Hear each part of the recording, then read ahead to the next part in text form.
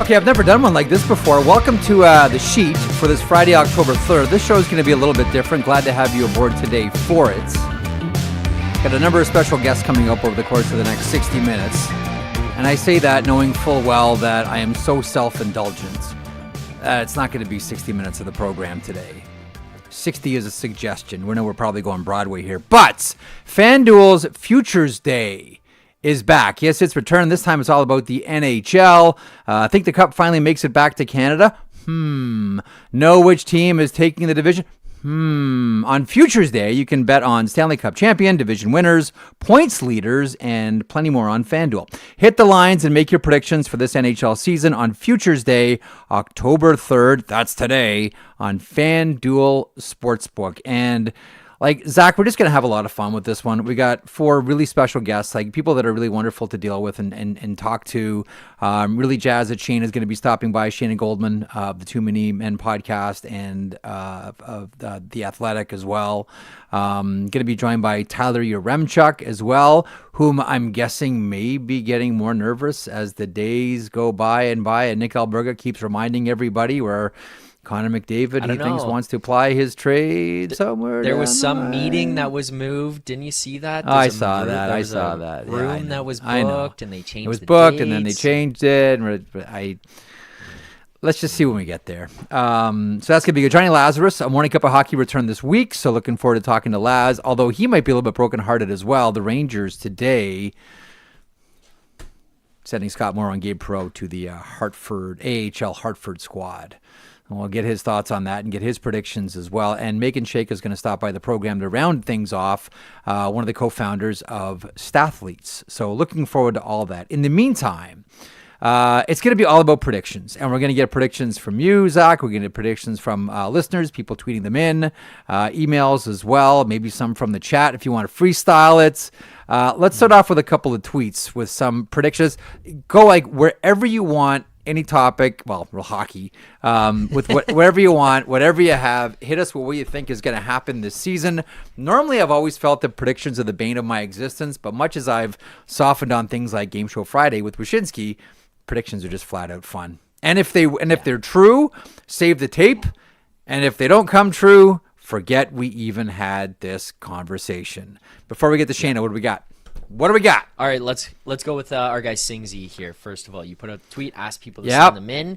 Singsy, Jesper Bratt scores 100 points, and the Devils go to the Cup Finals. So if Jesper Bratt scores 100 points, he'll be the first New Jersey Devil to ever score 100 points. That to me sounds, with all due respect, Singsy, sounds like Jack Hughes territory. I could see Jack Hughes getting the 100 points and being the first in Devils history to hit the century mark.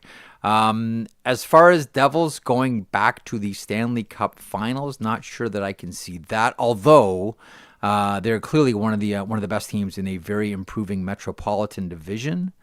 With what's happened to the Florida Panthers with Alexander Barkov, and to say nothing of the beginning of the season injury for Matthew Tkachuk, the way I've been putting it is maybe it's time to come back from Niagara Falls on the Florida Panthers. Like, is the honeymoon over? Is that it? Is it 2 and then we're done? And if that's true, Zach, then it's kind of jump ball in the East.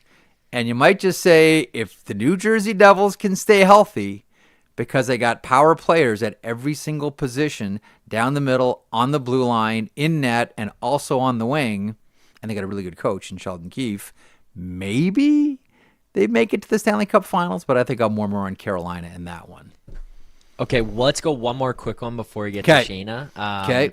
Because you just said the East is wide open. So Could be. Maybe, as Zach Geekneck says, the Boston Bruins will make it back to the playoffs.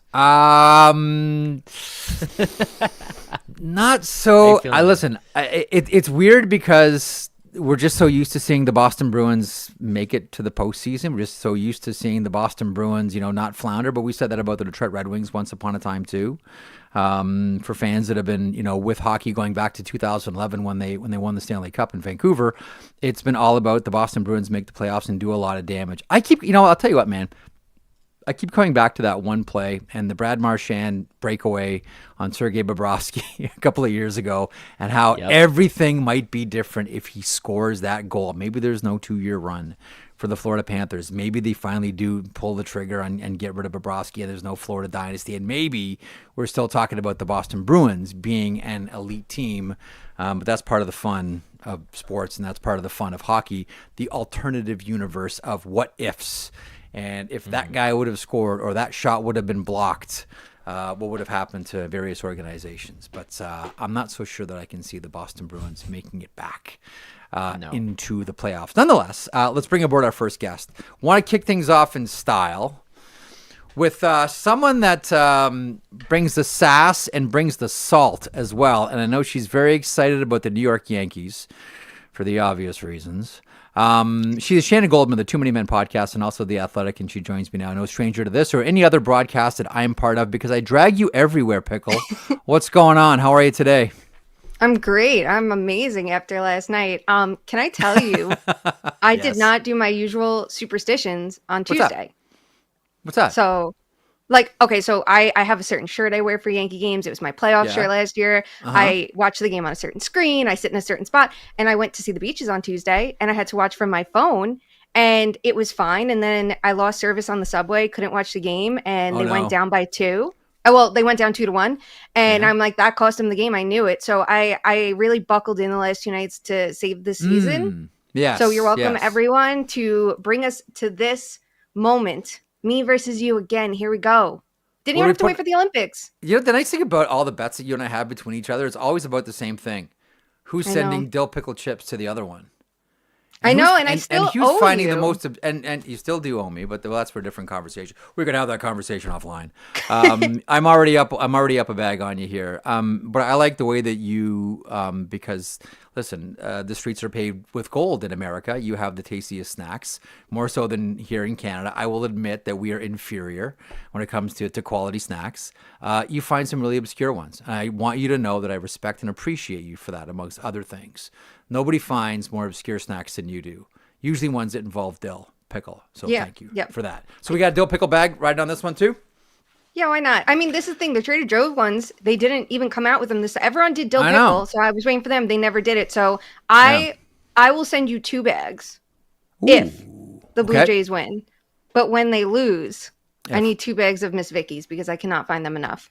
No, those are really good too. They're the best. Good jalapeno. They do good. They do good salt and vinegar. They do a really good job. Okay, as far as predictions go, so one, we both understand that it'll be the Jays over the Yankees, so we'll just park that for now. We'll bracket that conversation. The sad thing is, I believe that. I do think that's what's going to happen. But I also didn't think the Yankees were going to beat the Sox. Jays aren't going to win a game. That's their thing. They'll get there, then they'll squander all of it, and they won't even win a single game. But as far as the upcoming NHL schedule goes, the upcoming NHL season, the first one, I'll just lob one out there. I'm curious your thoughts on this one, and it's more of an awards question than a games question, just because I have such high expectations for Utah. And normally the way these things go is whichever coach can take an okay team and make it good, or get them into the playoffs, or actually do something. Generally, that coach gets Coach of the Year. My first prediction is André Tourigny wins the Jack Adams as Coach of the Year. Do you have a thought on that before you blast off on your first one? I think you make a good point, but I also feel like lately the coaching award has been like on a year delay. Like Spencer Carberry is fantastic. He should have won it 2 years ago, not last year. Yep. And so that led to Dean Evason getting snubbed last year when I thought he should have been Coach of the Year. So if the Blue Jackets are in the playoff picture, and I don't think they have to necessarily make the playoffs, right? Just be in the playoff picture again and show that growth. I'm giving it to him. But I do like that pick a lot because it's different than what we normally see, right? It's not a new coach boost. It's I've been with this organization for a while and the long game paid off. I'm still stunned, and I think we all are. Although, listen, maybe if Tampa has some regular season success, maybe finishes first in the division, first in the conference, maybe John Cooper finally gets a Jack Adams. Like, isn't that the one that we're all sort of stunned by? Like, here's a guy that's going into the Hockey Hall of Fame, never won the Jack Adams. It Cooper surprises Bednar. everybody. They're the two guys for me. Cooper and Bednar are the 2 guys for me that every year it's like, why are these guys not getting nods? And the answer would be, well, they have the best players in the world. Okay, but you have to do something with them, right? To help Tampa's core click at this level at this point in their careers, that is something. And to do something when you don't have a ton of depth, same with Colorado. Look at all the turnover on the roster and coaching the rest of the team to be, a Stanley Cup favorite every year. Does that not count for something? Coaching, everyone thinks that coaching stars is easy. You know what's easy? Coaching hungry, motivated hockey players that haven't achieved anything and are trying to get somewhere. Stars with millions and millions of dollars in their bank. Like it's the old, Brett Hull would sit there on the Detroit Red Wings bench, and they would go down a puck and he would just nod over to Scotty Bowman. Let me know when you want a goal, Scotty. Let me know when it's like, oh, yeah, we get it. We get it. Like a rookie player, a younger player would never do anything like that. But it's hard because then you have to manage egos too. And this to me is part of the genius of Scotty Bowman. And it was always said about Scotty that all the players hated Scotty Bowman for 364 days of the year. And on day number 365, they got the rings. But he could manage like superstar benches like nobody else. But that comes from the sort of heft of having that Montreal Canadiens dynasty and then translating it to what he did with the Pittsburgh Penguins and the Detroit Red Wings. But I'm with you, like coaching a superstar team like the Tampa Bay Lightning, I think that's got to be honestly one of the hardest things to do. Yeah, coaching stars. And go with Tampa specifically, right? Like Nikita Kucherov is one of the smartest players in the world, and I think he knows how to make sure that shows on a nightly basis. He knows when to split up his lineup and have different options at his disposal. When Tampa won the Cup, he knew the right buttons to push to have 3 unbelievable lines, right? And even a good 4th line. You even look at the team today and you go, look at Brandon Hagel's growth and development. Look at Anthony Cirelli, the player he's become. Look at knowing that if you put Chernak back with McDonough, after Chernak had a couple bad seasons, that you're going to let Victor Hedman be the star that we all know he can be. Like there's a ton of value to that. And I just think he does it year after year after year where a voice could get pretty stale, right? You're the longest tenured coach. You're going on 10 years and your voice isn't stale yet there. You're still getting different things out of your team with different assistant coaches along the way. I don't know. It seems pretty award worthy to me. Okay. How much are you looking forward to Saturday, speaking of Tampa, based on what happened last night between Tampa and Florida?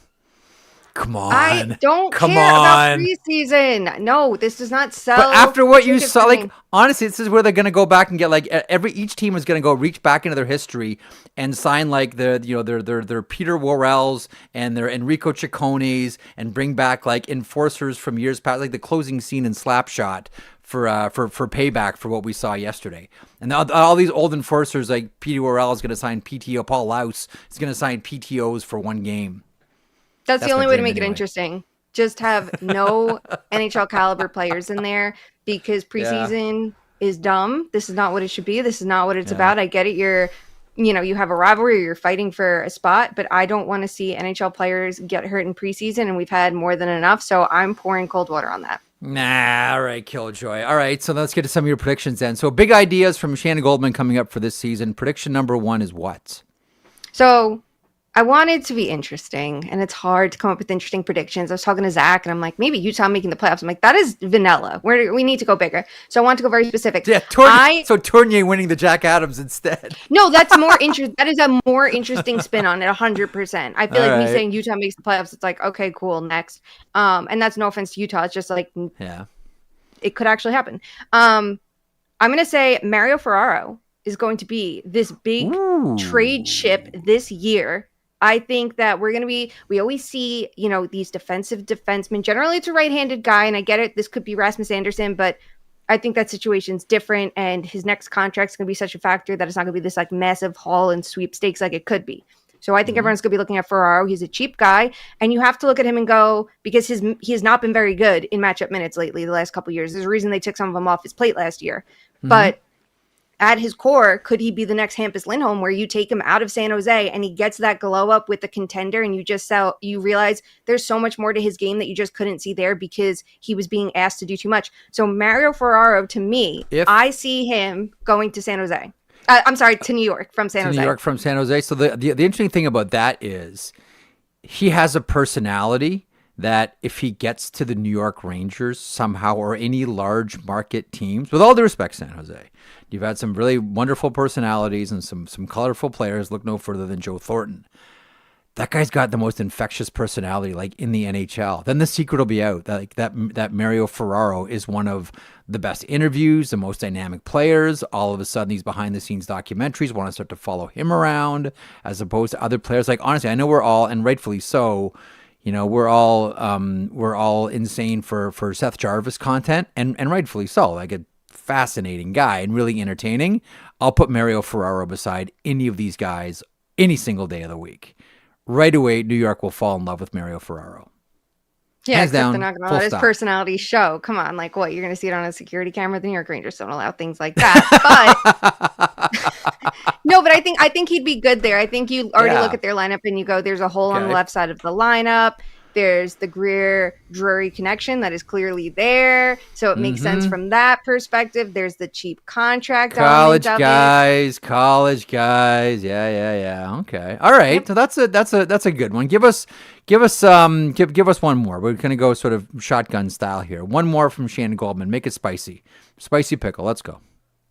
Rasmus Dahlin is finishing top 30 Norris voting this year. This is his year. This is the moment. We are going to all talk about that he is a true number one defenseman. In player tiers, we have him top 5 for good reason. He's great in all 3 zones. This is not going to be a conversation. He's going to be so good that we're not talking about, it doesn't matter if the Sabres make the playoffs. No, they're going to be in the playoff picture. They're going to be in the race, in the mix, and that's going to be enough. And maybe he doesn't finish first because of that playoff status, but he is going top 3 finally. This is the year. Maybe it's Makar, Hughes, and that third guy is Dahlin, because we're always looking who the third guy is going to be. I think it's going to be him. See, because that was going to be one of mine, was Rasmus Dahlin finally wins the Norris Trophy. Not that he's deserved it yet, but he's sort of been knocking on the door for a while. Like the Norris is a little. There's a couple of trophies that are almost sort of reputational, and you have to establish a reputation first before you win them. The Selke is clearly that trophy. And I think in a minor key, I think the Norris Trophy is that too. But Rasmus Dahlin has been so good for so long, and I don't know if the Buffalo Sabres actually do anything, but you can be sure that like one ray of light is going to be Rasmus Dahlin. And to me, this is the year that finally voters notice, and he wins the Norris Trophy. Yep, I'm definitely here for it, and I agree with you. They're reputational awards. So I am banging my head against the wall here year after year, being like, okay, let's make a criteria. Let's talk about it. You don't know how to measure defense. Let's do it. And there's a way to look at the elements that everyone says has to be a part of it besides time on ice and block shots and points. Like we can go deeper. And he's someone that even at this point checks a lot of the boxes, right? You should be able to move the puck out of your own zone. He does it. You should be able to, defend the blue line well. He does it. You have to go up against top competition. Does it. Play in all situations. You got it. Be a guy that your coach trusts in the, biggest moments of the game. Okay. That's it. So I feel like the building blocks are there. If we can think about this critically and not just go, okay, point sheet, great. Number 1, you're going to be on my ballot. You block a ton of shots. Let's go. And let's be boring and go, this guy deserved it 5 years ago. The other play that I wonder about in the Buffalo Sabres, I'm going to wrap up with a thought on this guy, because all the talent in the world, last year when Steph Nason caught him and everybody, cut their skate laces on the Buffalo Sabres instead of doing something, he got more than a little bit miffed, and that's Tage Thompson, who seems like he's really frustrated, and I do wonder about him if it's another season of woe for the Buffalo Sabres. But through all of it, could this guy win the Rocket Richard? Yeah. Yeah, he totally could. I'm going to be really intrigued to see if he's playing center or wing. I think that's going to make a little bit of a difference. I think if he's on the wing, it'll help him play to his offensive strengths more. But I do think we've seen the defensive growth from where he was a couple of years ago. So if he's not a complete tire fire in his own zone, it's going to help him be in the offensive zone, which he needs to do a little bit more, and focus on his shot, which is his most dangerous weapon. When Tage Thompson is clicking, he's one of the most electric players in the league. He is so exciting. If the power play can get on the rails, I am absolutely in on that. One final question for you. This is one that I kind of have for a lot of people on the program today. And that is, we talk a lot about cascading effects of new contracts. So Luke Hughes signs a deal, $9 million AAV. Kirill Kaprizov signs a deal, $17 million AAV. Which of these two contracts has the bigger cascade? I mean, with Kaprizov now, we're thinking about Kyle Connor, and we're thinking about Jack Eichel and Adrian Kempe and that guy in Edmonton. I'm going to get to Tyler Yaremchuk on that a little bit later on the program.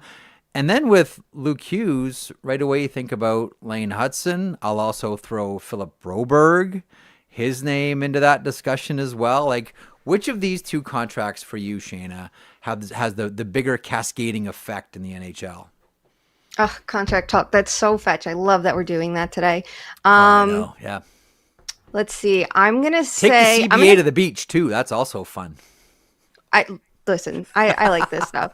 Okay, I'm going to go with Luke Hughes. I think that GMs are going to look at the Kaprizov situation, and it's like, oh, you're Kyle Connor and you want that money. That's nice, but you're not our only hope in survival, right? Because Kirill Kaprizov is that guy in Minnesota that it's like, he is this organization. It's not a slight to Faber. It's not a slight to Boldy. It's without him, you're not near the playoffs. Like, he is everything and more to that. So I think that can kind of separate things. I think Luke Hughes is going to be the more interesting one because it felt like we were seeing a lot of these big second contract leaps a couple years ago. Jake Sanderson, Owen Power. We saw it with Dylan Cousins, Josh Norris, and not all of those deals panned out exactly the way you could have hoped. And I think teams wanted to pump the brakes on it a little bit, but I think this is the no bet on these guys now. We're already seeing it. Jackson McComb getting the bag. And now we're going to see it with guys like Lane Hudson as he should as his, second contract. I think that's going to have a bigger impact here, these longer term deals, especially for defensemen, right? Because it's either you pay your guy now when he's going to be in his peak years, or you're overpaying in free agency like everybody just did this summer.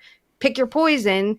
And one of them actually isn't poison. It's actually good because this is how you should have been doing it the whole time. I think that's going to have a bigger impact. It's the lesson of PK Subban, right? When he was asking him for 5x5 and they said, no, we're going to bridge you. Next thing you know, they're paying $9 million because they're scared of what happens when you go into the arbitration room. It's a great point. All right. Have fun cheering on the Jays. Okay. Remember, great time. I already threw my outfit from the last 2 days back in the wash, doing laundry every day here. I know what I need to wear. I know where I need to sit. I'm back. And I'm locked in. I'm ready. She's back. The show is back. We're back like a vertebrae. Shayna Goldman from the Too Many Men podcast and The Athletic. Always a delight to have on. Thank you, Shayna. All right. I'm very curious to see what Laz thinks of today's movement by the New York Rangers. He is Jonny Lazarus, one half of the Impact Players, our morning show here on Daily Faceoff, the Morning Cup of Hockey. He joins me now. So first of all, Laz, welcome back. Although it seems like you've been working all summer. I mean, I follow you on social as we all do, and you're always doing something. First of all, what's it feel like to be young and full of energy and full of like optimism and have like hope and, not a whole lot of responsibilities other than, what's going to amuse me today? How was your summer, Laz? As you know, Jeff, I'll take this quote directly from you. Uh-oh. I have you all fooled. I am not that full of energy. Come 10 o'clock at night, I am done. I am tucked in bed and I am snoring by 11. Okay. I used to be way more fun than I am now. That's for sure. But the summer was great. Everything's been good. I'm surprised you didn't ask where my location is because I thought you were going to make fun of me off the bat. Where are you? Are you in the basement? I'm in my parents' basement. This is where I'll be for October. Nice. I moved home for the month and I'm looking for an apartment next week. So yes, I will be an official NHL troll for the month of October, tweeting live from my parents' basement. And I'm very excited to be back here. I also have some thoughts on what Shayna said, by the way. On Shayna's Shoot. Things. Yeah, let's go. Floor's open. So Mario Ferraro, teammate of mine at UMass, he actually was King City, the great guy. Best guy in the world, but the pioneer for these YouTube channels that Joey DeCord started, Willie Nylander started. Mario had a YouTube channel called Youngest of Plugs that he would vlog. He'd go hiking. He'd show some stuff with Joe Thornton. Like, he was the OG of YouTube vlogging for NHL players that people don't really know about. Hang on. I thought he did it too because, I live like about 20 minutes away from King City where he grew up, and he was like a skate park legend. And I think that's where he first threw a lot of his videos on. Like, check me out on Mario Ferraro. I'm 12 years old, destroying skate parks here in, just north of Toronto. So he was, even before he was doing like anything involving hockey, he was doing skate park videos. I love him. I think he's like one of the coolest guys in the league. And you'll love this too, Jeff. One of my favorite Mario stories, his rookie year, I think they were playing in Chicago, and the guys had caught wind of his YouTube channel. So I guess he walked into the locker room. He walked in for video, and Joe Thornton is like looking at the screen. He goes, "What the hell is this?" And just laughing at Mario, like doing his vlogging stuff. So that's so funny. But yeah, Mario's the most underrated personality in the league by far. The best. Awesome. Just a tremendous guy. Have you seen Nylander's first episode on his YouTube channel? No, I haven't. I have not. Get used to a whole lot of naked William Nylander. Shirtless, pantless, wandering around the rink. Where's the laundry? How come the laundry? Just get used to it. You should just call the YouTube channel Shirtless Willie. Just call it. So don't watch it with my girlfriend? She might have a wandering eye. She just might get a wandering eye, lads. That's all I'm saying. Before I get to a couple of predictions of yours here, this is prediction day here on the program. Your thoughts on Gabe Pro and Scott Morrow going down? More than a little bit surprising for a lot of Rangers fans. More than a little bit surprising for you, though? More surprised about Morrow than I am about Gabe. I do think Gabe Perreault should have a year where he's used to the pro schedule. Granted, this is a kid who played in college that played Friday, Saturday nights, 2 games a week. Didn't really have to do the long bus trips because Hockey East, the travel is pretty easy. The furthest you go is really like Maine, which is 5 hours. So for Gabe to play top 6 minutes, first line power play, touch the puck, play 22 minutes a night, and kind of just get used to the grind of a pro schedule, I think it's good for him. I think it'll benefit him.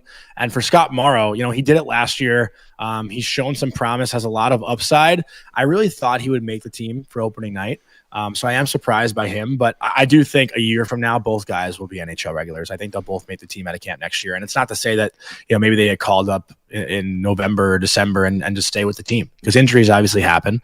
But I'm not as upset by this move as some other fans might be. The guy that I would be very upset about is Noah Laba, who I don't know if you want to talk about him, but he had a gorgeous goal the other day. That breakaway goal. You like that move in front of the net? Woo-hoo. Unreal. Yeah, he's been super impressive.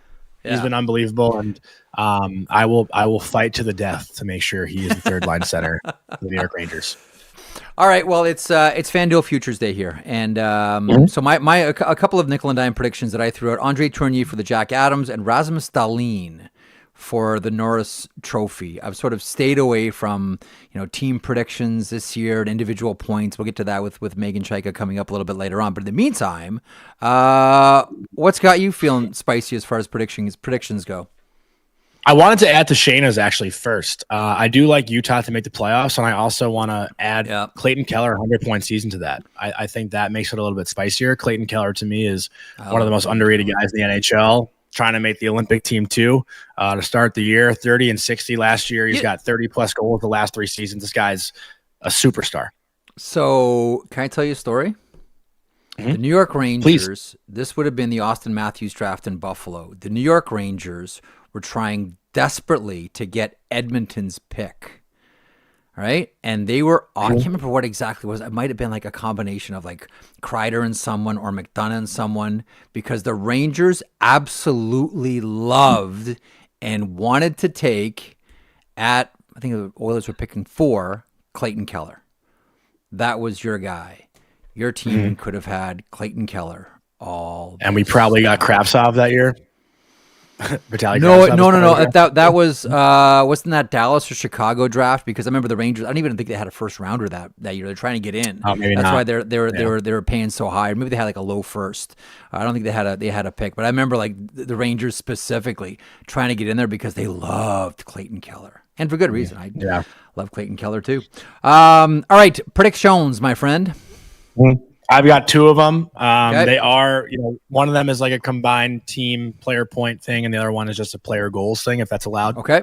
Everything's allowed, man. It's FanDuel Futures Day. Go for it. So I submitted this to Zach. Another team that I'm very high on this year is the Anaheim Ducks. I think most people are. They're a young, exciting, vibrant team. Their top 6 is filled with, younger studs like Leo Carlsson, Cutter Gauthier, who should score 30 goals this year. I mean, this kid is money. Finished last year with 20, had a slow start. But Leo Carlsson, 80 points, Anaheim Ducks to make the playoffs. That is my first bold take. I don't even know if it's that bold, honestly, because I think everyone expects Leo Carlsson to have a big year in his 3rd year. And obviously with the moves that Anaheim made, like to me, their biggest thing is figuring out their power play. Worst power play in the league last year. I don't think it could possibly be as bad as 11.8% or whatever they finished at. They bring in Granlund and Kreider to help that top unit, which Leo Carlsson will be in the middle of. And having Carlsson and Granlund kind of rotating on that right flank in the goal line, they're bound to pick up at least a couple secondary assists too. So I like Leo Carlsson 80 points and the Anaheim Ducks to make the playoffs. That's my first bold prediction. You and I have talked plenty about Jackson Lacombe. What did you make of that contract? I'm all for it. I mean, I think getting him now at that deal is kind of a bargain because, he's going to be their top line D, first line power play quarterback this year, I would think, right? And he showed a lot of promise last year. He was at the USA camp too, I believe, right? He was invited to that camp for the Olympics. Lacombe, Yeah. So again, I think how many games did he even play last year? It wasn't a full season. What did he finish with? I'm trying to find his stats here. Oh, I guess no, 75 games. Okay, so I'm wrong. I thought he played maybe 60, but the promise is there. And the cool thing about it too, Jeff, is that he wasn't a first round pick. So seeing a guy, I think a late second round pick, coming in and getting a contract like this, especially like after Luke Hughes got his contract, it's a rewarding feeling, right? From year 1 to year 2, he takes a massive jump.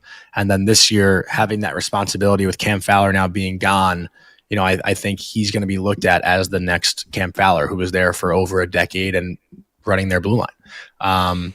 So I think it's a deal 4 years from now. It'll look like a bargain. I don't disagree. The one guy that I did wonder about, because there's others like Leo Carlsson, we mentioned, wonder about Olin Zellweger and Pavel Mintyukov. Yeah. There's a lot of work here for Pat Verbeek to do, GM of the Anaheim Ducks. Lacombe was the interesting one to me because of all these young players, and they just did the deal with Mason McTavish. Lacombe had arbitration rights. And it seems like, Pat Verbeek was very comfortable with the number 7, whether it's McTavish, whether it's Granlund. Like, teams always try to set like their ceiling for players. Like, I wonder, we mentioned Utah a couple of seconds ago. Like, would it surprise you to see like Bill Armstrong, the first deal he does here is Logan Cooley, just to set that ceiling? Like, okay, that's our guy. There's no one's going over that number for all these young players that are coming up for the Utah Mammoth. Anyhow, Anaheim's a good one. I think I do like. The question becomes, if they're going to get in, then who bows out? And I really do wonder about the Los Angeles Kings bowing out, because every year, Laz, as you know, there's one team that had 100 points that doesn't make the playoffs the next year. And I wonder if the LA Kings have that drop. And then the Pacific, you're looking at Vegas, you're looking at Edmonton. And does Anaheim make that much of a jump? I do. I think so. I think it's actually Vegas, LA, Anaheim, Edmonton, and 4 and 4 in Western Conference. Yeah. That's a stunner. Yeah. Okay, that I like. That's spicy right there. That's. Yeah. I don't think Tyler Yaremchuk's going to like that. He's coming up here in a couple of moments, but nonetheless, I told him on Wednesday. He knows. He knows what's up. What else? What else you got for us? One more bold prediction here on FanDuel Futures Day. This is the only other one I have, and I don't know if this is a reach or not, because this guy has not scored 30 goals. It's kind of like that. Cole Caulfield's the best 40-goal scorer to never score 30. That kind of take. And to me, it's Drake Batherson, 40 goals this year. Big fan of Drake Batherson's game. For those of you who don't know, also, this is actually a direct quote from Nathan McKinnon. McKinnon has told me that Batherson is the best golfer in the NHL. Batherson does spend the summers with Crosby, McKinnon, and Marchand training. He's brought along Shane Pinto. So he's gotten really tight-knit with that crew, and what a crew to belong to in the summers, right? But just looking at his goal scoring and his production, his goal scoring has basically gone up nearly every year. I mean, you could say 2 years ago he had 28, last year 26. So, like, there's, a little 2-goal dip there. But this is a first-line guy, first power play guy. I think Ottawa's top 6 is sneaky one of the better ones in the league. And Batherson always finds himself around the net. He can deflect pucks. He's got a great one-timer. And he's a shoot-first guy. I just think after the year Ottawa had last year, what they're going to build on this year, Batherson's going to be a big part of that. You know who my Jonny Lazarus Drake Batherson is, and has been for a while, and every year I say it, and every year I get mocked for it. And I've already done it. I've already put it out there on social media. What's that? No, not Daniel Sprong. No, he's off in the KHL now. That's it for that. That's it for Daniel Sprong for me. But my version of your Drake Batherson, like the Jonny Lazarus Drake Batherson for Jeff Marek, has always been André Svechnikov. And I don't know how he hasn't scored 40. At the most he's ever hit was 30 with the Carolina Hurricanes. And I always look at him, and I always put it out there on social media, and I just get torn to shreds over it. I always get torn to shreds when I put out anything nice about Joe Veleno. For whatever reason, I always get torn apart. But Svechnikov to me is like, what was the line? He said the best 40 goal scorer to never score 30? Even though Svechnikov has scored 30, that's what it feels like to me. Like, how this guy doesn't put up 40 every year is baffling.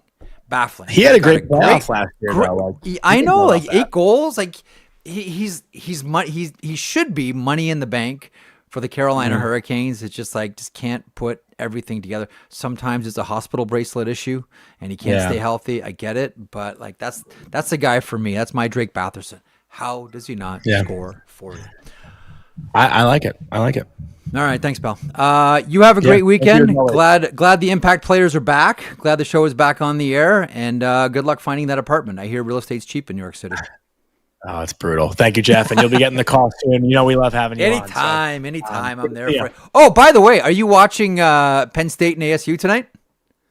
I will be for sure. Yes. How could you not? How many points does Gavin McKenna end up with this season? This season? Yep, Gavin McKenna. I'm going to say 64 points. I'll give him 27 goals and whatever the math is to get to 64. spoken like a true hockey player. Yeah. Gotta drop Thanks, your Jeff. pants You're and the count best, to 21. All right, thanks, pal. We'll catch up soon. Yeah. There he is, the one and only Jonny Lazarus, part of the tag team that is the Morning Cup of Hockey, alongside Colby Cohen. So this program continues, FanDuel Futures, and I'd like to remind you again that FanDuel's Futures Day is back, and that is today, and it's all about the NHL. Think the Cup finally makes it back to Canada. Know which team is taking the division. On Futures Day, you can bet on the Stanley Cup champion, division winners, points leaders, and more. Hit the lines, make your predictions for this NHL season on Futures Day. That's today, October 3rd, on FanDuel Sportsbook. With that, I can't think of any real big topics around the Edmonton Oilers. Let's bring aboard Tyler Yaremchuk and his Blue Jays. Hey, first of all, how are we feeling today? Because every day that goes by is another day where we say, is he going to sign today or not? Like, at what point does it become uncomfortable for you, Tyler? Probably if he's not signed by opening day. Like, I think that's a pretty reasonable benchmark, and it's probably something a lot of Oilers fans are considering as well. So, I mean, if it's getting to like playing actual games and that milestone moment of like the puck has dropped, the season is underway, he is unsigned, then for me, it just gets a little bit foggy of like, okay, if he wasn't ready to commit to the 2 or 3 year deal now, is he going to wake up Christmas morning and want to do it? Is he going to wake up February 1st and just randomly want to do it? Like, to me, a potential date just becomes so much more vague, if that makes any sense. Like, opening night just seems like such a good hard deadline to be like that. He should be signed by then. Right. I mean, yeah, we all have our different theories on, what he's waiting for, what he wants to see. I've sort of evolved away from the idea that, he's waiting to see, what Bowman can do on the goalie market. I think that'll probably be some type of waiver wire acquisition for the Edmonton Oilers. I'm sort of warmer now to the idea that he wants his Mikko Rantanen, or he wants like his Jari Kurri to Wayne Gretzky. He's like, if I'm going to be here for a while, I want, listen, Zach Hyman's on the horizon. He's coming back from injury, but it feels very much to me, at least, like McDavid's like, okay, where's my Rantanen? Yeah, I mean, that's possible. The only pushback I'd have on that is like, man, Zach Hyman is a 50-goal scorer, and I'm not saying he's probably ever going to score 50 again, so maybe that's where McDavid wants to make sure that this team can remain competitive down the stretch, is like, who's the heir apparent to Zach Hyman as he goes through the back nine of his career? Who's that next piece?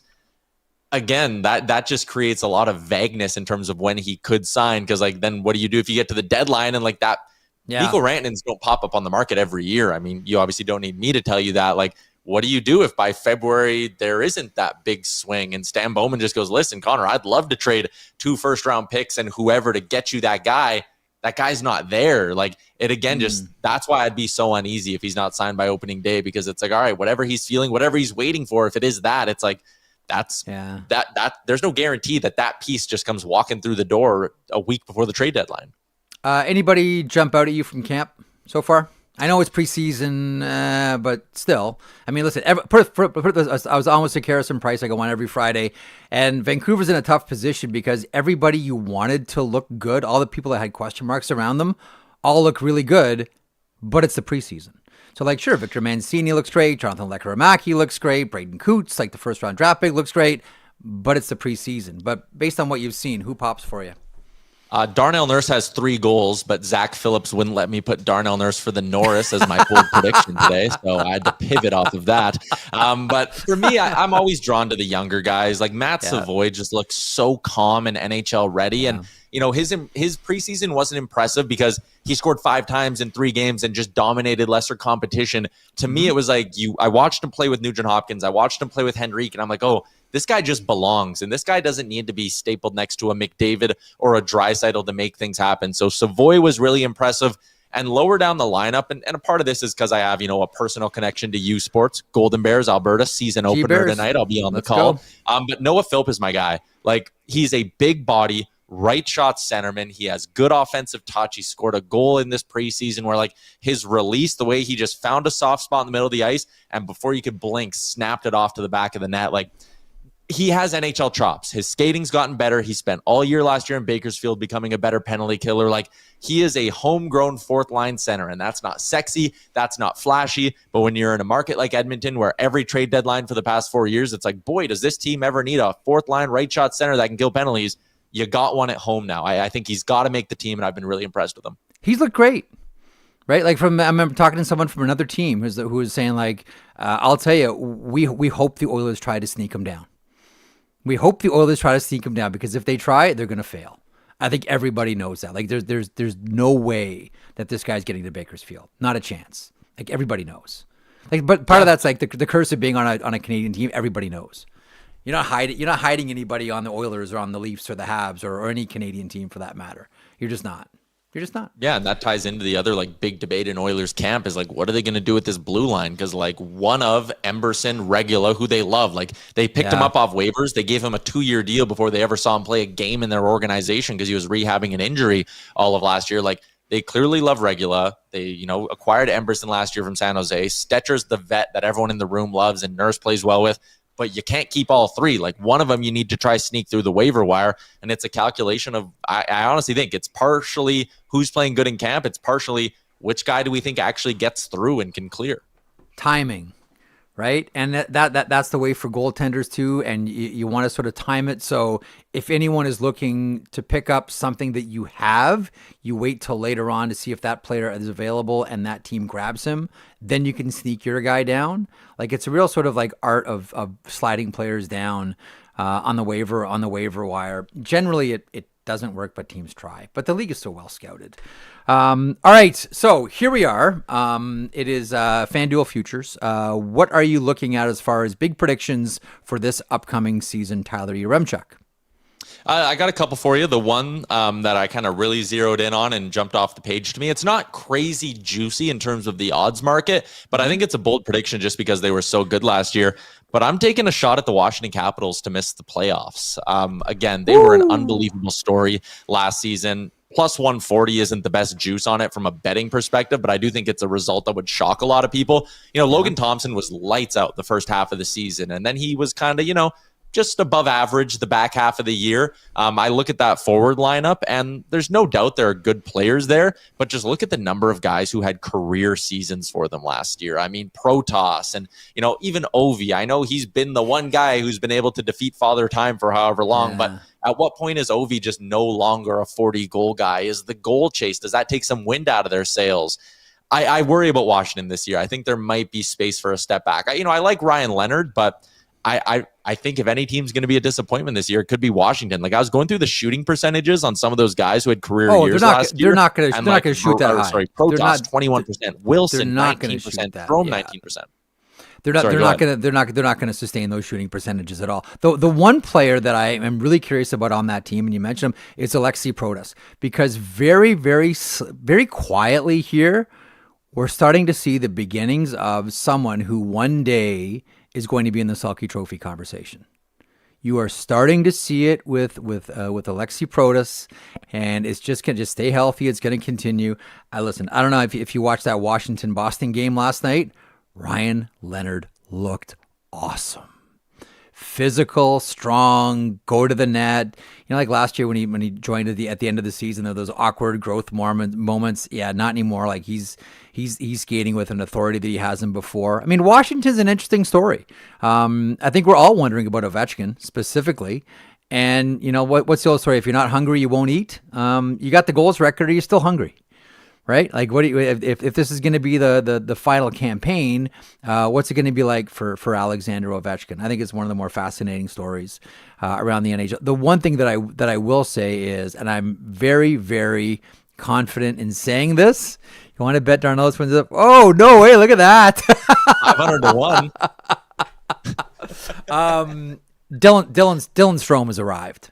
That's the one thing I will say for sure about Washington is Dylan Strome has arrived, and he belongs there, and that's a great spot, and he's finally found a home after being, selected third overall so many years ago. Okay, so there's that. We did sneak in a Darnell Nurse for you. So we got Capitals, we got Darnell Nurse. You got one more before we let you go today?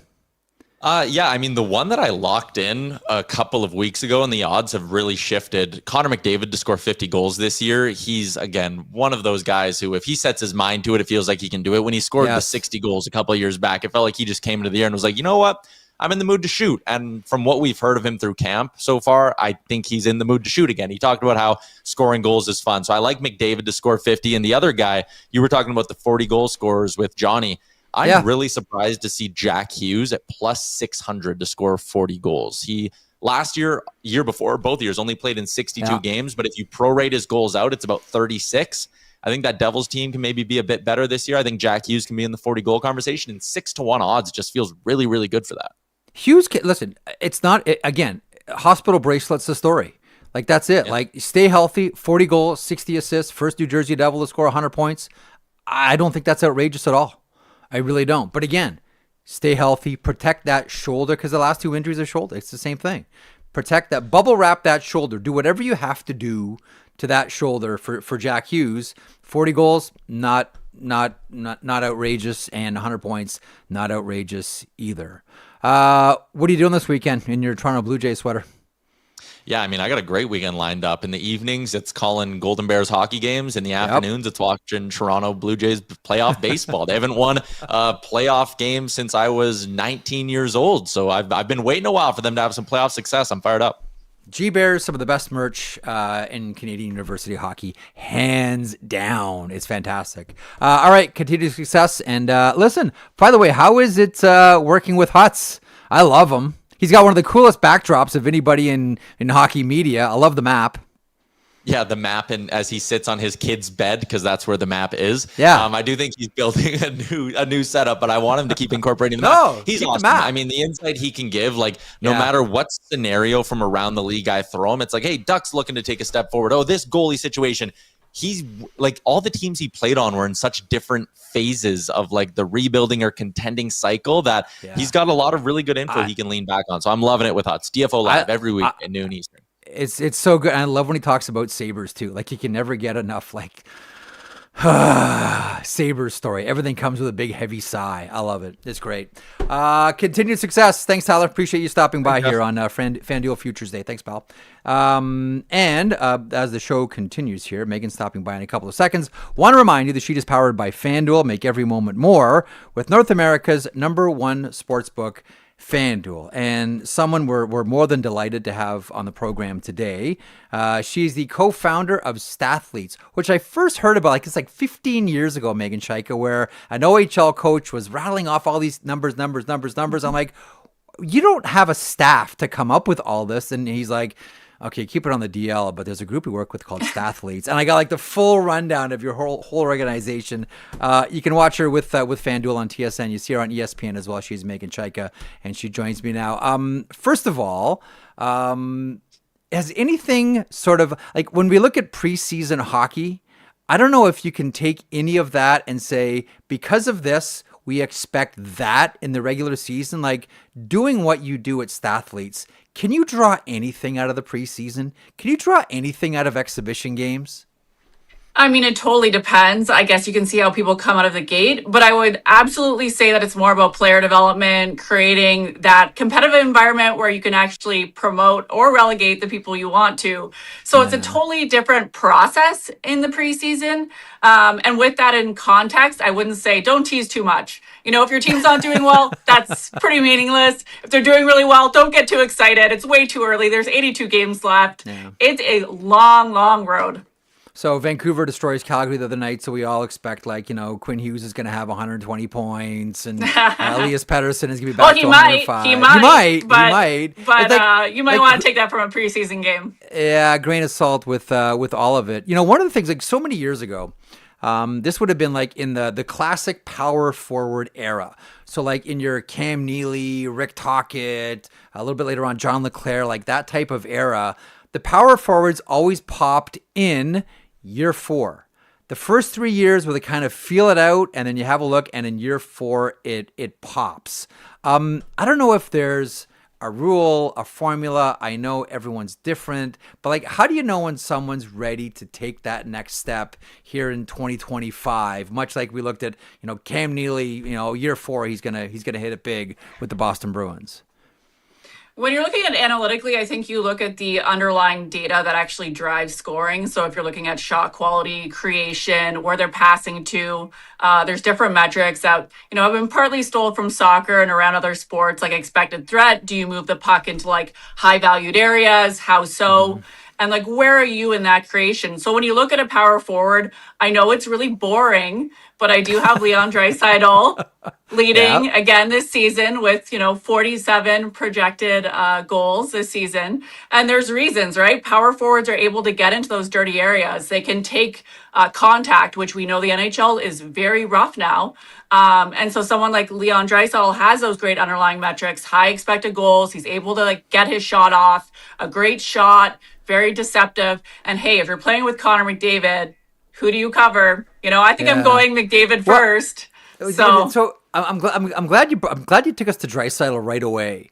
I don't think I've ever asked anyone in your position this question before, but like, how do you, when you're coming up, when you talk about expected goals, for example, sure, I see Leon Draisaitl in his office on the power play along the goal line. There's like 3 players in the league that can score from there. So I look at that area and I say to myself, expected goals really low right there, except if you're Leon Draisaitl. Like that shot from right along the goal line that he finds all the time. Like I'm curious to sort of like, it depends on the player certainly, but how do you determine what is an expected goal? How much of great question. And how much of it is based on that specific player in that specific area? Some guys are great in front of the net. Some guys are great one timer on the half wall. Some guys like Leon Draisaitl will score from the red line. I don't have an answer. I hope you do. I do, but that's a very nerdy question. I don't know how much time you have and or if your audience will like that. Go for it. I will preface it with my team presented at Harvard this weekend at Nessus. So nice. We got to be really geeky. Okay. And I think that's the challenge with this type of work is there's no one answer. Whether it's baseball analytics, soccer analytics, the beauty is in the beholder of whoever creates the model. And you can have data from so many different sources. So you're worried about accuracy, granularity, how it's tracked, what type of model you want to make from it. There's so many different applications of how you can build even what is a basic expected goal model. So a lot of the big drivers are location to the net. So the closer you get to the net, it's intuitive, right? You're able to do that. Yeah. Unfortunately, the answer is now there's like millions of data points a game. So there's so many different ways to make expected goal models. Some can include shooter-specific models, so you know who the shooter is. So if Austin Matthews is in his like heyday shooting, and he almost broke 70, he would have a higher expected goal than Cody Ceci taking a shot. That's just the reality, right? So there's different ways to bake the cake, and there's no wrong way. There's only wrong ways to interpret it if you are a data scientist. See, that's part of this too, right? There's the information, then there's how you interpret it and what you do with it. Numbers don't budge, but our interpretations of them do. Here's one thing that I've always wondered about. If you want to get like if you want to get really geeky here, super meta. It's a Friday afternoon. Here we go, Meg. Why not? I'm always curious about who the best passer is. And we've always used assists as the proxy. Whoever has the most assists, well, they must be the best passer. They must be the biggest playmaker. I've always disagreed with that, but always the only thing we've ever had as a proxy or as a way to demonstrate whether this person's a good passer / playmaker is assists. I've always been uncomfortable with that. Should I be uncomfortable? Correct. And actually, I had a couple MLB executives say they really like the metric that we created, which was shot assists. I'm not sure if it's been, somewhere else for the last 15 years as well, but certainly who creates passes that lead to a shot right after? That's a shot assist. The other one you can do too is base the shot on expected goals. So we have a cutoff for scoring chances. It depends on the person, but typically it's a higher quality shot is a scoring chance. And so whoever creates a pass that ends up in a scoring chance, you get a scoring chance assist. So you're bucketing things. Yes, there's going to be some bleed where it's like a little bit more too binary for some people that are very geeky. But for the average person that just wants to know, right, who passes to what ends up in a shot. So you're getting your teammate in a good position. And those are hard passes to make. And I'll give you a couple of really great examples. Actually, I'll give you three. Sure. One, Mitch Marner. Great playmaker. Yep. For whatever reason, he not only, and I mean, that's the nice thing with tracking data is we actually can see all the passing seams. So where's the player looking? Where can he pass? And then where does he decide to pass? Because some passes are hard to make. And the players that don't have the skill to make them, they either don't make them or their pass gets intercepted. The players that make those difficult passes typically set up their team for higher quality chances because that teammate is in like a highly coveted area, right? One that has a lot of coverage. People are looking like no one wants to give the opposing team a shot from the inner slot. That's not on the coach isn't like, let's get more shots from the inner slots and no coach, you know? So if they're getting it, it's because they're able to see the ice differently and react really quickly. So a Mitch Marner, a Jack Eichel, who will be playing together, those are like ultimate, you know, playmaking geniuses, see those slots, have the ability and skill set, and will hit those open seams. Now you look at another player like Matthew Tkachuk. Part of his secret sauce is he can actually make passes from behind the net. So he likes to set up his teammates. Same with Mitch Marner. He'll make those unique passes from behind the net. He has the wherewithal to see his teammates there. He also knows that they're going to that area.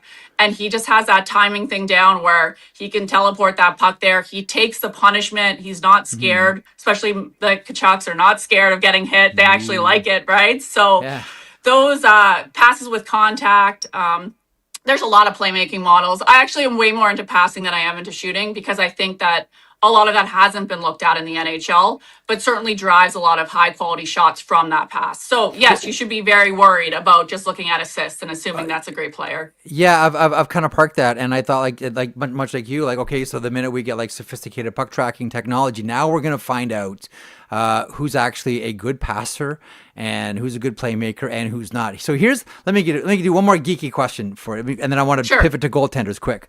Okay, so I was having a conversation with someone from an NHL team a couple of weeks ago. I was out walking my dog and we're blah blah blah blah blah, and just cold, he turns to me and says, "You know what? You know what a big problem in the NHL is?" I said, "What's that?" He said, "Too many defensemen shoot the puck." I said, "What?" And he said, "No, too many defensemen shoot the puck." And I said, "Well, they're not shooting to score; they're shooting to make rebounds." And he said, if I was running a team, there's no way I would let my defenseman shoot the puck. It is the lowest percentage. It's not going to happen. How many teams are scoring rebound goals?" And I'd say, like, well, in the playoffs, we get a lot of rebound goals. And he's like, "Poppycock, I would not let my defenseman shoot the puck. I would not. Just distribute." To which Meghan Chayka says what? Well, a counterexample is the Carolina Hurricanes. But, I mean, you can't just say, hey, defensemen shoot the puck and no one else knows what's going on. It has to be well coached in a system. So Carolina has the most shot attempts per game, over 74. They might actually be the most shots by defensemen by a percentage and or in the top three. But the reason is because they're going for puck deflections, rebounds, tip-ins. They're crashing the net as soon as they see an open seam with a defenseman with the puck. And they also have shooters that have heavy shots that are defensemen. So they're not just defensive defensemen that they're like, hey, just shoot. No, they know they have a great shot as well from the point. So it has to work as one and have a game plan and be executed to get that higher expected goal in and around the net. But certainly you can't say that over 82 games, they're not one of those teams that year over year gets great quality shots and scores and win games. So I would disagree with him that that's a blanket statement. I would say there's nuances of building a roster, but that would be my geeky answer. Eric Tulsky clearly knows something too. Yeah, he's kind of a smart guy. Maybe. You know what I've always said this about Eric Tulsky. This is, and I don't know whether this is impressive or ridiculous, but when you look at all the things that Eric Tulsky, GM of the Carolina Hurricanes, could be doing with his life, considering its patents he holds, education he's had, career paths he could have taken, he's chosen the one with the least amount of compensation. Like of all the things that he's done, like all the things that he could have chosen, I'm always impressed that he's taken the one that just seems like, you know what, I'm good at this and this is a lot of fun and I don't care what the money is going to be like. I think there's a lot of change in sport too, in terms of, public good, general. I mean, sport is one of the most amazing vibes, I think, of any pocket of industry. So in Eric Tulski's defense, he's now the GM, which top end people in hockey do get compensated well. Yep. And there's also a lot of good and joy that you can get out of your job. So why not both? Okay, so here becomes one of the questions. Who are the smartest teams in the NHL, you think? That's a question that I am absolutely not answering, but I would say that it's possible to tease that out by finding year over year who ends up higher on if that's their goal, right? Okay. So there's smart for different reasons. There's entertaining hockey, there's winning hockey, there's having big stars. Different franchises kind of hang their hat different ways. And I mean, everyone wants to win the Stanley Cup. Let's not be mistaken with that. But there's constraints of money, resources, even location into what you can do. So I think smart is whoever optimizes for all of those conditions. It's like saying who should win the GM of the year. And one of the points that I've always made is, well, whoever wins the Stanley Cup, that's the GM of the year. Sure. It's your job to win the Stanley Cup. Don't Give disagree. It to Bill Zito crying out loud. Okay, last question. How do you measure goaltenders? And who should we be paying attention to? And is the obvious answer Connor Hellebuyck of the Winnipeg Jets? Well, there's so many ways to measure goaltenders, and that's a nice thing about having a lot of data, is you know where the shots are, where they are in net, what type of shot, what are they stopping. Connor Hellebuyck's a really interesting case because he was well worked last year. He actually had the second most shots faced in the NHL, and he had plus 20 in what a metric goals saved above expected, which basically says, like, if you're 0, you're an average goaltender in the NHL. If it's positive, it means you're saving more goals than a normal goaltender would. If it's negative, you really have to worry. Connor Hellebuyck was plus 20. He saves what would be 20 goals for the Winnipeg Jets. Didn't go in the back of the net. That would have gone in for an average goaltender. So certainly he won a lot of awards. It was for a reason, but he was also very worked. So I would be a little concerned if he sees that many shots that he's going to do the same damage this season. Okay, one final one for you, and I can't because I'm such a geek. What's with the Plymouth Whalers jersey on the wall? Oh my gosh, that's funny. You know what? Some Americans, they don't get the right jersey. They think that's a Dallas Stars jersey. I love that you're a geek, Jeff. That's why I came on. I haven't done a podcast in years, and I saw your name, and I was like, you know what? We're going to go completely off script and just talk. Yeah, it's totally true. Yeah. My brother was drafted to the Plymouth Whalers. That's his jersey. Oh, is that his? Yeah. I know he played, but did he play any games with the Whalers? No, he wanted to go college, so he went to some training camps, and yeah. Mm-hmm. Gotcha. I love it. Yeah. I miss the Plymouth Whalers. Anyhow, listen, great jersey. It's just great colors, right? Like, seriously. Pete DeBoer's old team. Listen, continued success. Best of luck. Thanks for hopping on. Really appreciate it. We'll be knocking at your door sooner than later. Thanks so much for doing this. Absolutely. Thanks, Jeff. There she is, Meghan Chayka of Stathletes. You can see her as part of FanDuel on TSN, sometimes on ESPN as well, all over social media. And like Stathletes has been around. Like Zach, I was telling you about one OHL coach talking to me about Stathletes for years and years ago. And Meghan was one of the co-founders of that highly successful analytics and insight company out of, I want to say St. Catharines or somewhere in the Niagara area. Anyhow, you're all geared up. Look at you. Got your Jays jacket, got your Jays hat. You saw Shayna with the Yankees sweater, and you're like, all right, we got to go next level here. Yeah, that's enough. Yeah, and then Tyler came on with his Jays shirt, and I was like, okay, let's do this up, because one Yankees shirt was too many Yankees shirts on the show today. As every U.S. listener and viewer finds something else to do on the program, because we haven't asked you, like, what do you think as far as like big predictions go? I want to get to some more tweets here in a second too, but big predictions out of you. All right, mine. You said bold predictions. Bold. I know this is bold. Bold. The Maple Leafs go further this season than the Vegas Golden Knights. I wonder why I picked those two teams. Vegas isn't going to make the playoffs? That's a funny one. Thank you. I can shut off the show right now. Workshopping that one for a couple hours since you told me about it. Get on. I think, listen, okay, let me ask you this.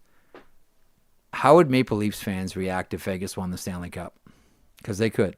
Poorly. And Mitch Marner got his name on the Stanley Cup. And he brought the Stanley Cup back to Toronto. Yeah. Yeah. He would bring it to Muskoka. That's okay. We'll be doing it on the road there next year, hopefully. That'd be great. Yeah. Could have Marner with the cup and drive you crazy. Yeah. It would be really, really, really poorly received by people in Toronto. Like, there would be legitimate outrage. But I do have like reasoning behind my prediction. Okay, shoot. It's not just screwing. I think Vegas wins the cup this year.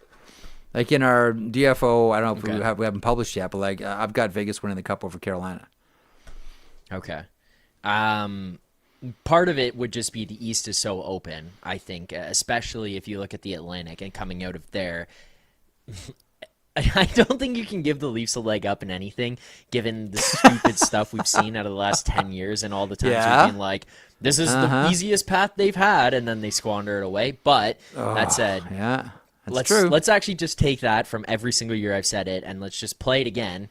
This may be the most wide open path, not easiest, wide open path if they take advantage of it, for them to get a couple of rounds out of it. On the flip side, if you look at Vegas and what they may have to potentially go through, I don't think it was easy for them against Minnesota. They got through. They made it happen. But, like, Minnesota put up more of a fight than I think most of us expected. Different team construct for them there. But I don't think the West is very easy. I'm with you. LA takes a step back. They may have a little bit of a, let's air quote this, easier opponent if you're going to say that somebody like Anaheim squeaks in, or if San Jose goes nuclear and all of a sudden they make San Jose, it may be. Utah, like if I'm just going to say like somebody Utah, catches lightning in a bottle, you know what I mean? Like, and all of a sudden they squeak into a wild card, things don't work out for somebody. Yeah, exactly. I'm not saying San Jose does make it. I'm just, you know what I mean, where it's that team who's full of rookies and life and they, you know, that kind of situation, then maybe they get one of them. It's easier, but I think that they have a tough path in the West. Yeah. And I personally have some concerns about goaltending in Vegas there. I don't know if they add anybody leading up. Mike Carter Hart. Hill can be really, Carter Hart really, and really Aiden good. Hill. Carter Hart and Aiden Hill. Yeah. He hasn't played in a long time. No, he hasn't. So Aiden Hill's won a Stanley that's what Cup. I'm saying, like, who knows there? And no Pietrangelo hurts. Do like Caden Korczak though. They're missing Theodore for a bit, right? Yeah, though I'll tell you what though, like their top nine is going to be problems for everybody. Yeah, provided they stay healthy. But I know, like here I am saying, like Tomas Hertl is staying healthy. They have one of the quietest 35 goal scorers in the NHL in Pavel Dorofeyev. People don't know that and probably can't pronounce his name, but there it is. And now you got like I'm telling you, like Eichel, Marner, and Barbashev. Oh. And then William Karlsson playing with Stone and Smith. And then you go down to Tomas Hertl. Mm-hmm. It's a problem with Dorofeyev and Brandon Saad. It's a problem for every. How you losing a line matchup? That's what you keep coming back to. Like the wild card is always going to be health. Like if you're the Vegas Golden Knights, how you losing a line matchup when you're rolling out those top nine? Good luck. Yeah. I mean, it's good a luck. solid They look good, man. I don't disagree. Yeah. Vegas looks good. All right, let's finish up with some tweets. What do we got? Mr. Blue Jay. Who's your favorite Blue Jay of all time, by the way? Probably Jose Bautista. I don't know. Joey Bats, like Donaldson, Encarnacion. Like that was like my prime time. I know that's you loved it. Yeah, that was not that long ago, but like that was like the best time. I was just going out of high school into university. Those guys were making the playoffs every year. Like they bring in Tulowitzki and David Price, like loading up those teams. Was so good. Oh, so good. And it was so fun. Like the team was easy to cheer for. Everything about it made me way more of a Jays fan and brought me way more into it. Like I remember growing up watching Roy Halladay and Gustavo Chassin and like those kinds of guys on the team.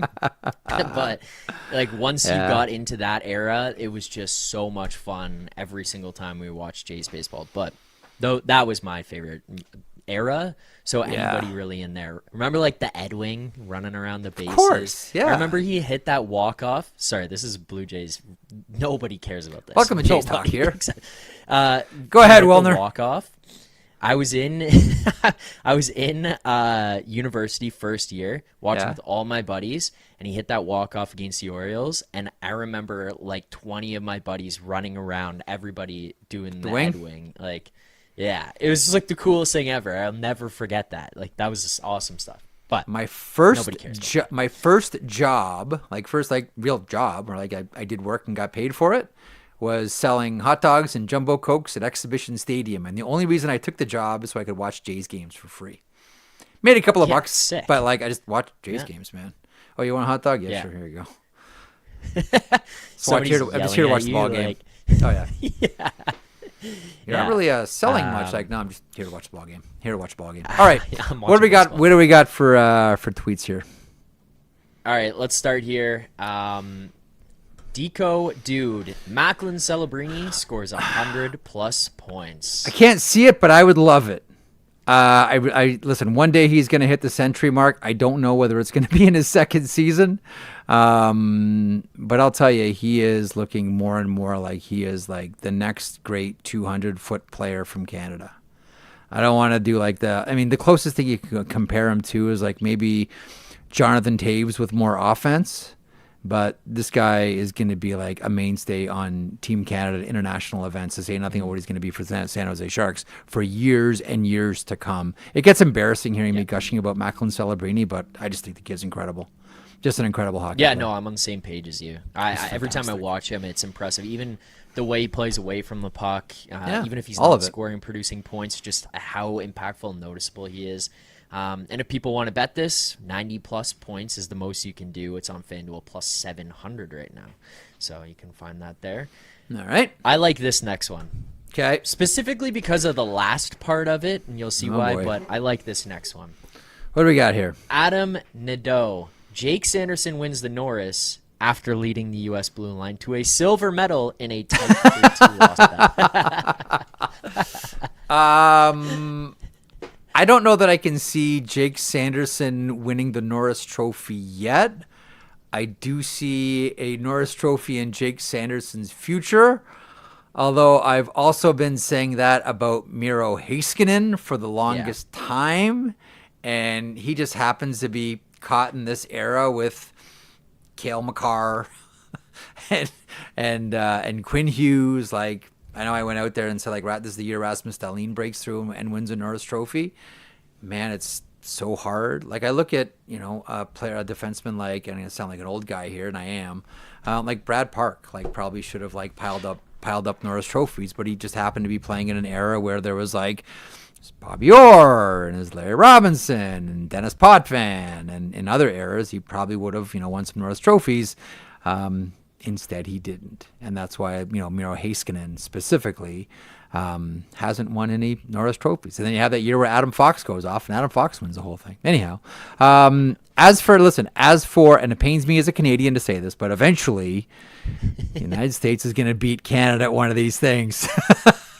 We dodged it last year at the Four Nations, but if maybe you dressed Kyle Connor instead of dressing 35% of Matthew Tkachuk, one goal game where one shot could have been the difference. Maybe it's a different outcome, but we shall see. Watch it. It won't even be Canada US in the final now. Like, it's all right. You know what it's like at the Olympics too, right? Like it's not going to end up somehow, even without Barkov, it's going to end up like Finland versus Sweden. Watch, and Mikael Granlund's going to turn into Mario Lemieux. They're going to go on the miracle run, and somebody's going to figure it out. Hot goalie. Give me one more. Give me one more before you wrap. Okay, one more here. Okay. Let's see. Which one do I think you'll like the most? Let's go. Or which one pisses me off the most? Both are good choices. Pisses you off the most? Whatever you got. All right, here. Let's just go with this one. I think you'll like this one. Not entirely sure how to say the Twitter handle here. Mark Curicola. Mark Curicola. Okay. Patrick Laine will score 40+ goals this season. Remember when we all thought that Patrick Laine would score 40 goals every season? Yes, I do. Because outside of Austin Matthews, nobody could score from distance like Patrik Laine could. I've always described his shot as violent. Like there's like guys that have hard shots, and then there's guys that have like violent shots. That's always been Patrik Laine to me.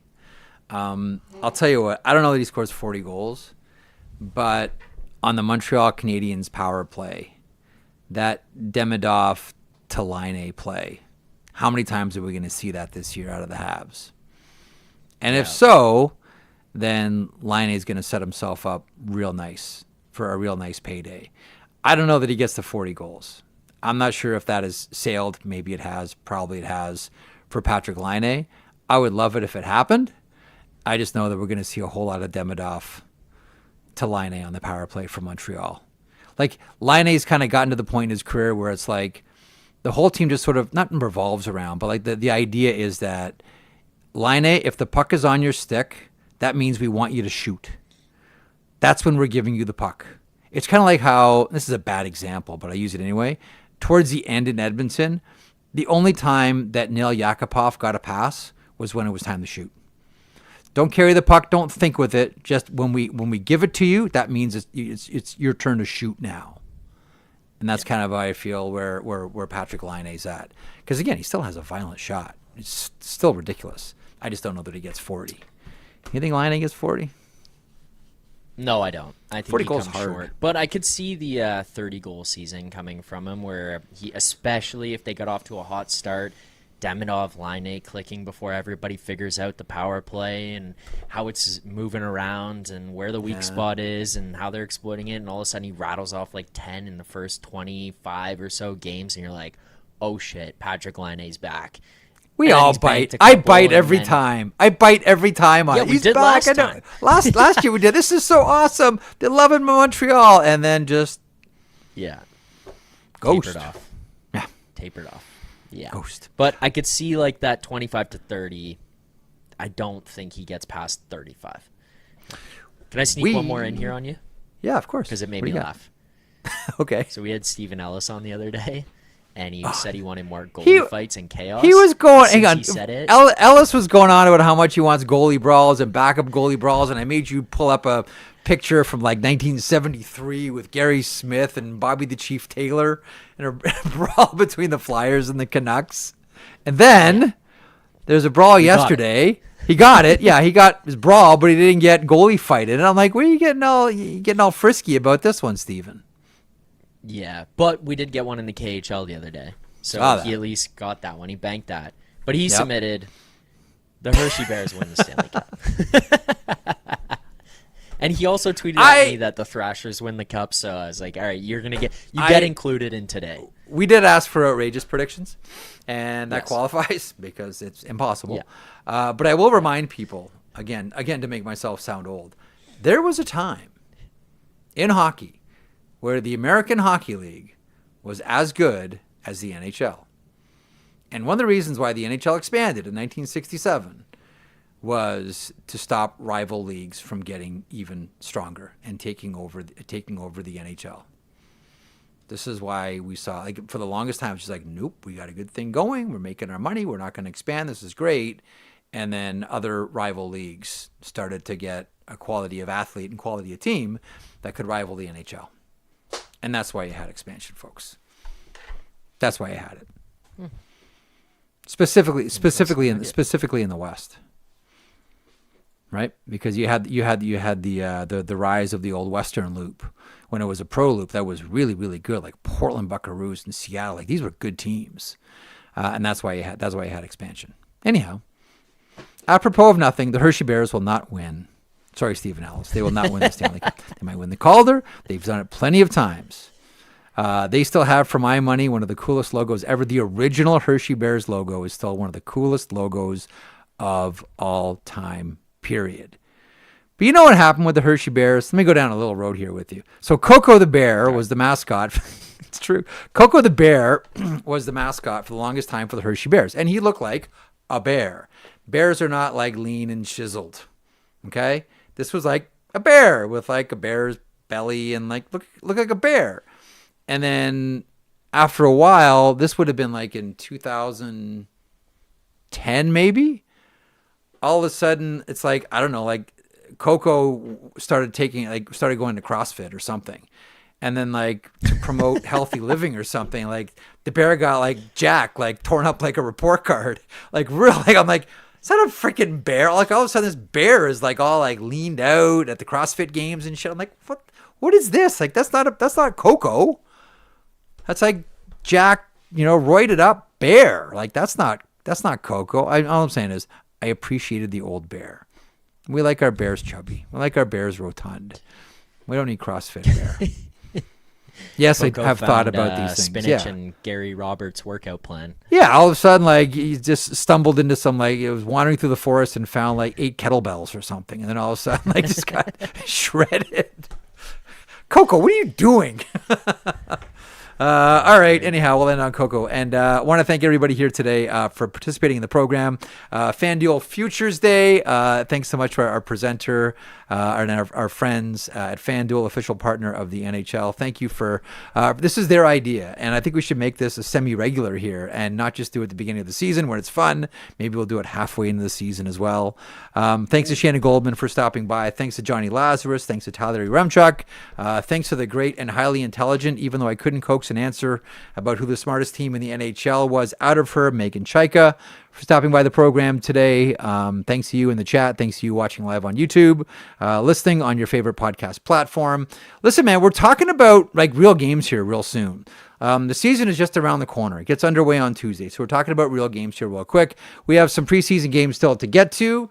Like many of you, I'm finding Saturday's experience between the Tampa Bay Lightning and the Florida Panthers to be interesting and perhaps violent as well, based on what we saw yesterday, which we anticipate and kind of expect will carry over into the regular season. In the meantime, have a great weekend. The season begins next week. So you can make the argument this is your last weekend to chill, get your affairs in order, because the NHL season is around the corner and it all kicks off next week.